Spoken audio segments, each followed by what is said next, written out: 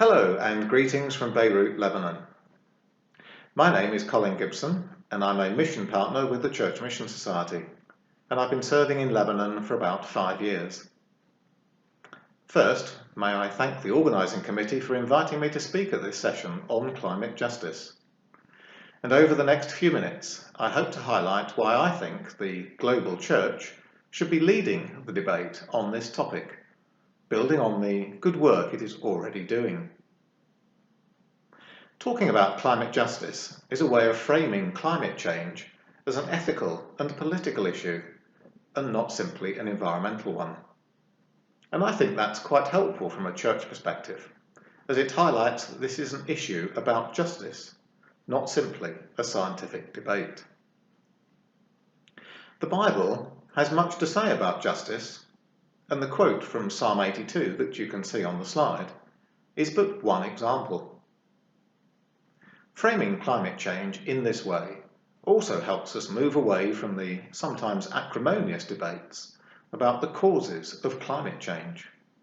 Whether, for example, it is the result of human actions over the past 250 years, or just a blip in the natural cycle. Whichever side of that particular debate you fall on, I think the empirical evidence, what we see and feel, is pretty clear. Something is happening to our weather, as anyone of my sort of age can probably testify. And the people who are most affected by these changes tend to be the poor, the marginalised, and very often women more so than men. And again, there are echoes of scripture here, as we see in the quote from Isaiah. In Lebanon, we can see a couple of examples of what climate change might mean for the most disadvantaged. The Bekaa Valley is a beautiful and fertile valley running through central Lebanon. However, you cannot go far without seeing informal tented settlements where tens of thousands of refugees from the war in neighbouring Syria live in makeshift accommodation, crowded together on generally small parcels of waste ground. The life of the refugee is hard. They're not allowed to build more permanent structures of wood or brick, yet the tents provide scant protection from the winter storms, when it snows frequently and there is often flooding. The larger picture on the slide shows the impact of Storm Norma in January 2019. One of the predicted effects of climate change is an increase in the frequency and strength of storms. The hurricanes and typhoons that have affected parts of the United States and various Asian countries in recent years are extreme examples. Now, when storms occur here in Lebanon, I simply make sure my windows are shut and turn up the heating a notch. For the refugees and the Bekaa, an increase in the severity of storms presents a real danger to life.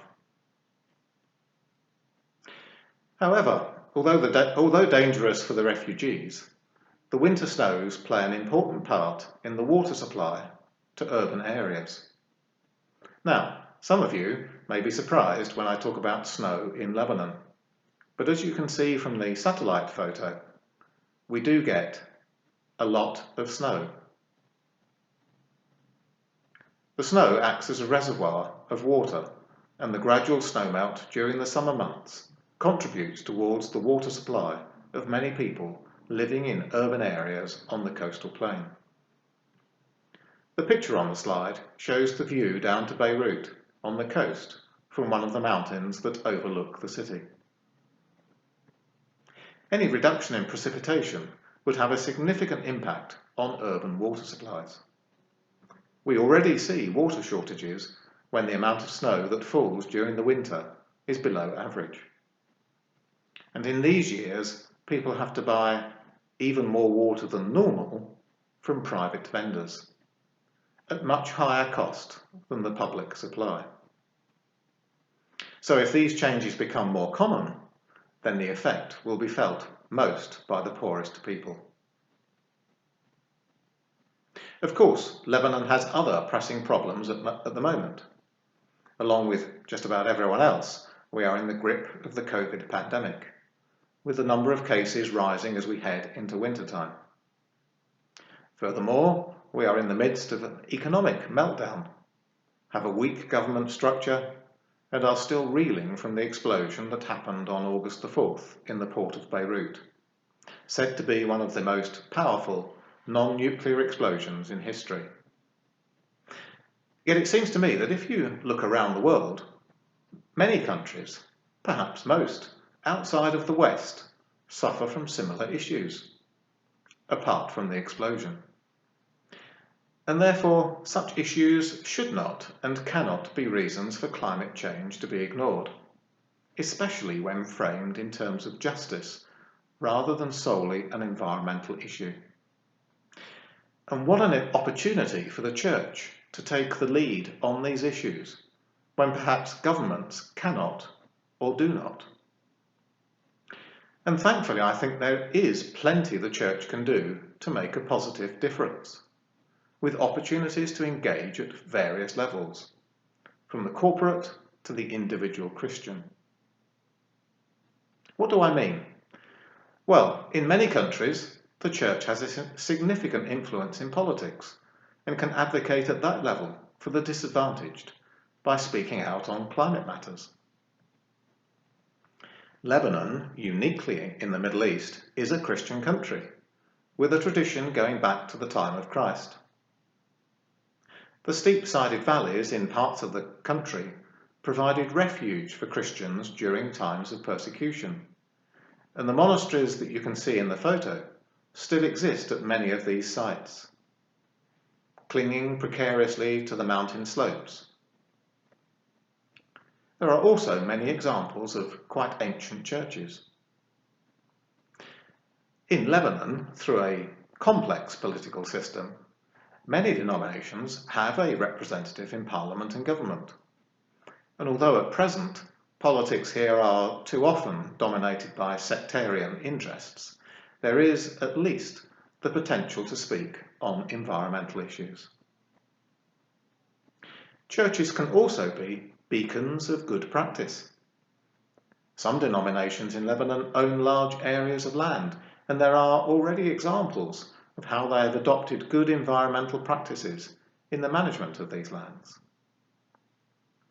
Even the humble churchyard can be an oasis of green, although I must admit the picture you can see is from the UK, not Lebanon. Less positively, concrete, the production of which is extremely damaging to the environment, seems to be the preferred choice for nearly any building here, churches included. It will be good to see some alternative construction ideas being used as demonstrations of less climate-damaging methods.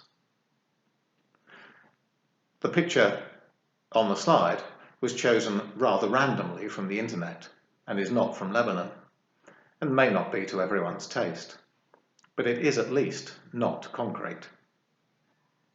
And of course, at the much smaller scale, even printing on both sides of the paper and recycling waste can be examples of good practice with spin-off benefits for the climate.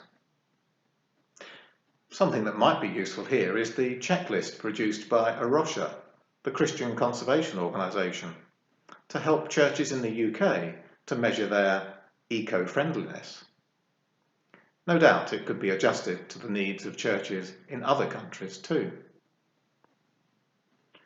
And what can we do as individual Christians? Well, it's estimated that perhaps 1/3 of the world's population is, at least culturally, Christian.